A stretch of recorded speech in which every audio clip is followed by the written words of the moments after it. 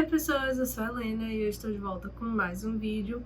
E hoje eu vou falar com vocês um pouquinho sobre as leituras que eu concluí até agora em 2022, que não foram muitas, por isso que até agora não saiu nenhum vídeo de leituras do mês, porque não tinha leitura suficiente para fazer vídeo. Enfim, mas vamos lá. Eu vou por ordem que eu li.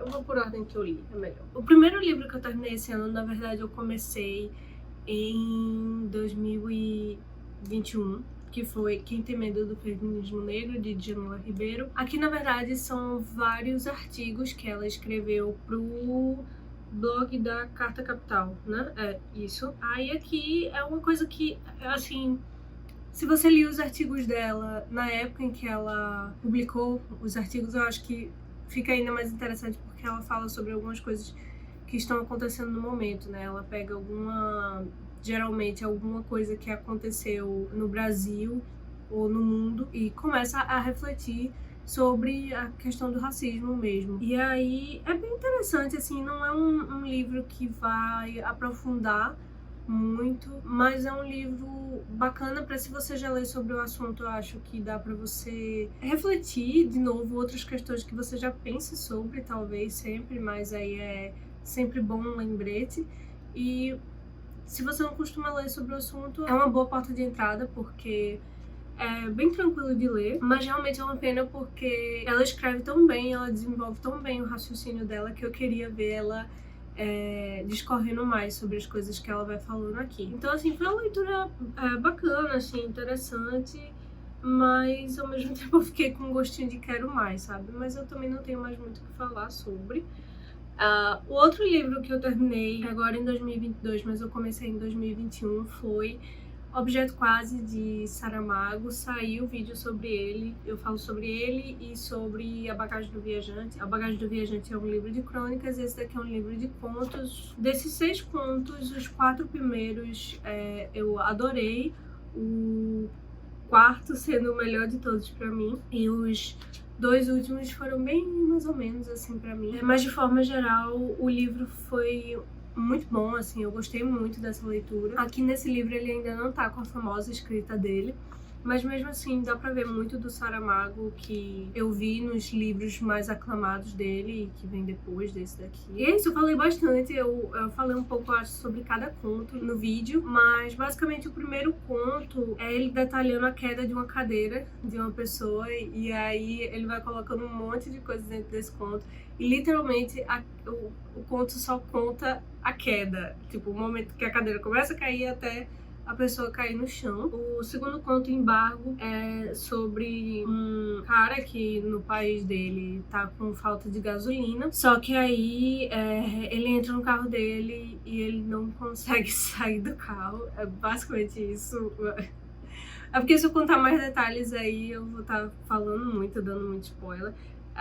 O próximo conto, que é Refluxo, é sobre um rei que decide construir um cemitério único para todo o reinado, né, dele, o país que ele reina. E aí Saramago vai discorrer sobre as implicâncias que isso tem economicamente, socialmente, culturalmente. Depois vem Coisas, que é o melhor conto pra mim. Coisas vai acompanhar um funcionário público no momento em que é basicamente uma epidemia, porque as coisas começam a desaparecer do nada e ninguém entende o porquê. As coisas começam a dar defeito e a desaparecer. É basicamente isso o conto. Centauro, que vem depois. É Centauro?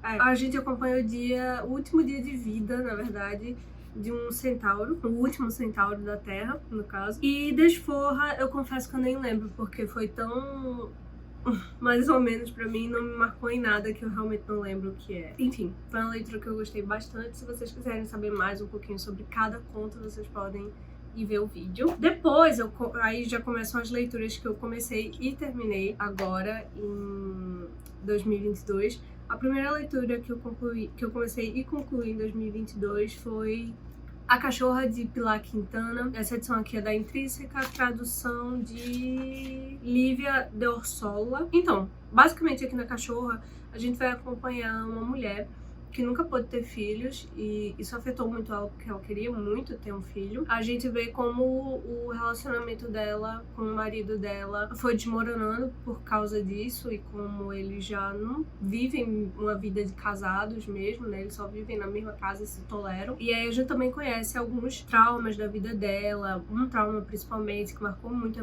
vida dela e que formou muito da personalidade dela. E aí a gente aprende as circunstâncias que acabaram por levar ela ao lugar em que ela tá agora. E aí, como ela nunca pôde ter filho nem nada do tipo, eles têm cachorro em casa, só que o marido dela só cria cachorro pra ser cão de guarda, então ele não tem nenhum, assim, não tem nenhuma ligação afetiva com os cachorros.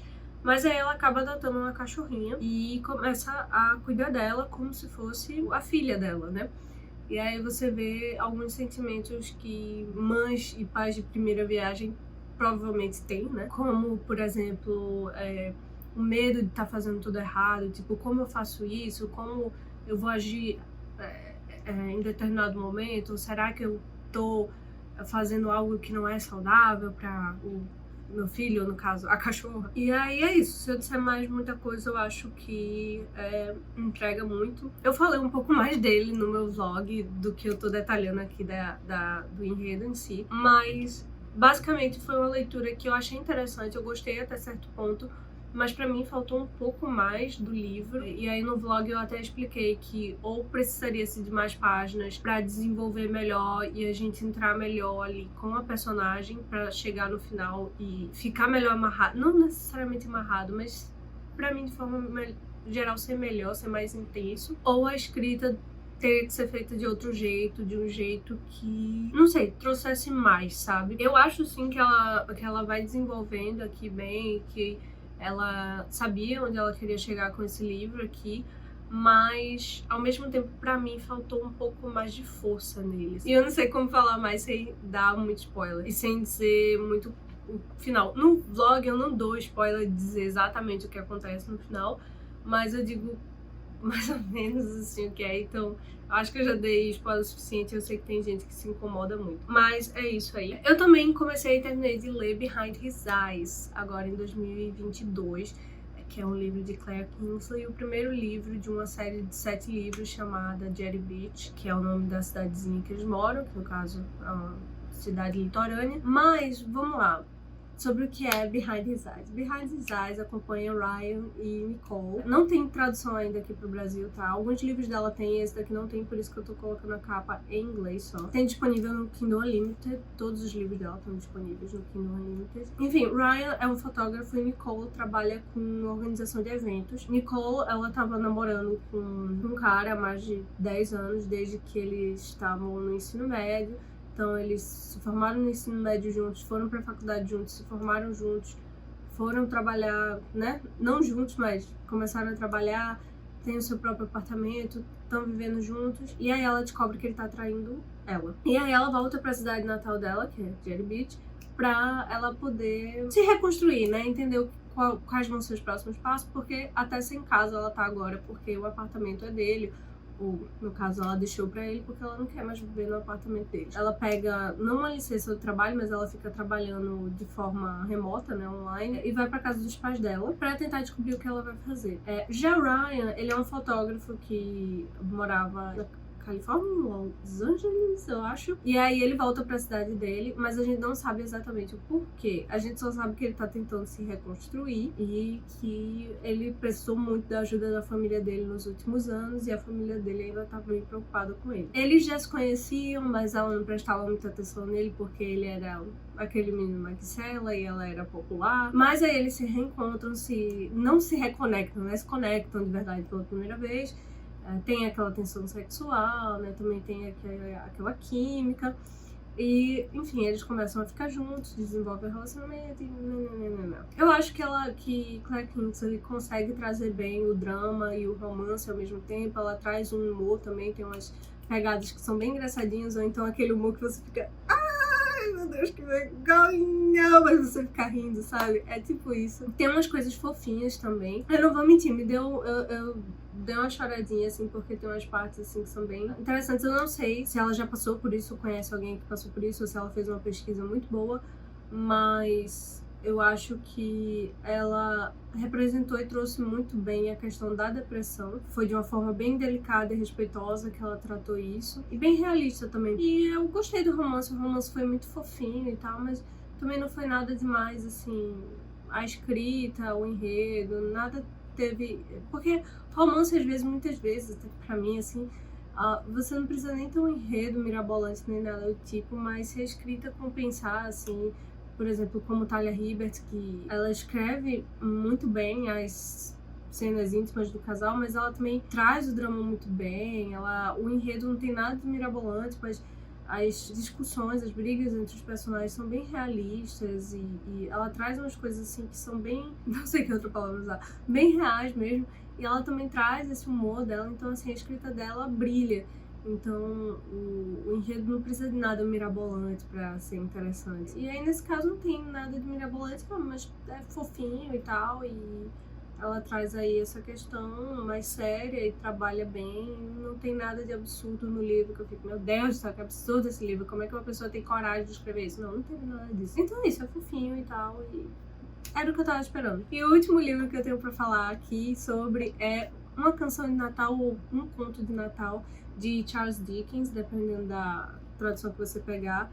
A minha tradução é de Rodrigo Lacerda, aqui, da Penguin Companhia. Aqui a gente vai, eu acho que quase todo mundo sabe a história de Uma Canção de Natal ou Um Conto de Natal, mas por via das dúvidas, aqui a gente vai acompanhar Scrooge, que é um cara super chato, avarento, pé no saco, que vive muito sozinho, porque ele é muito chato, avarento, pé no saco, e ele não acredita no Natal e tal, ele é um velho muito, muito chato. Mas aí, na noite de Natal que a gente acompanha aqui, ele recebe a visita do amigo dele morto, dizendo que ele vai receber a visita de 3 fantasmas para que ele tenha a chance de reavaliar a vida dele, para mudar algumas coisas, para ter uma chance de não ter o mesmo destino desse amigo dele que está sofrendo pós a morte. E aí ele tem as visitas dos natais, né? O fantasma dos natais passados, dos natais presentes e dos natais futuros. E é um livro fofinho, assim, sobre com a lição de moral, né? Do tipo, vamos apreciar a vida e o que ela tem, as coisas materiais não são tudo, e vamos amar ao próximo o máximo possível e tal, vamos aproveitar a vida. É uma mensagem bonita, foi uma leitura legal, eu não sei mais muito o que dizer. A única coisa que eu reclamaria é que talvez ele muda rápido demais, sabe? Ele começa a externar muitas emoções rápido demais para o personagem que é pintado no início do livro, mas ao mesmo tempo eu entendo que é um conto e é muito, muito, muito curto. Então, assim, não tinha tempo pra isso e ele também, a ideia aqui não era fazer super desenvolver, assim, o negócio. Então, eu entendo de ter sido mais rapidinho e tá tudo bem, tudo tranquilo. E é isso. É uma leitura que eu gostei bastante. Seria ainda melhor se eu tivesse lido na época de Natal, né? Ah, sim! E uma coisa que eu esqueci de falar sobre A Cachorra, de Pilar Quintana, é que essa edição aqui, a revisão de texto é uma tristeza. Eu não sei se é um problema que aconteceu na tradução ou na revisão de texto. Eu só sei que poderia ter uma nova revisão de texto aqui, porque tem muito vírgula onde não deveria ter, às vezes não tem vírgula onde deveria ter, mas o maior problema são as vírgulas onde não deveriam ter. Assim, é difícil, porque eu entendo que a tradução e a revisão e essas coisas são feitas por seres humanos e humanos cometem erros e é normal. Mas muitas vezes isso vai acontecer no processo de produção de um livro porque a editora tá com um prazo muito curto para fazer o livro e aí não tem um tempo apropriado para lidar com o texto. Então, assim, tem muita vírgula onde não deveria ter e atrapalha muito a leitura. Se fosse uma coisa pouca, eu só comentaria, tipo, é uma coisa pouca, tipo, eu até nem falaria, porque acontece de às vezes ter uma vírgula onde não deveria ter, ou não ter uma vírgula onde deveria ter, acontece, até porque erros de digitação acontecem.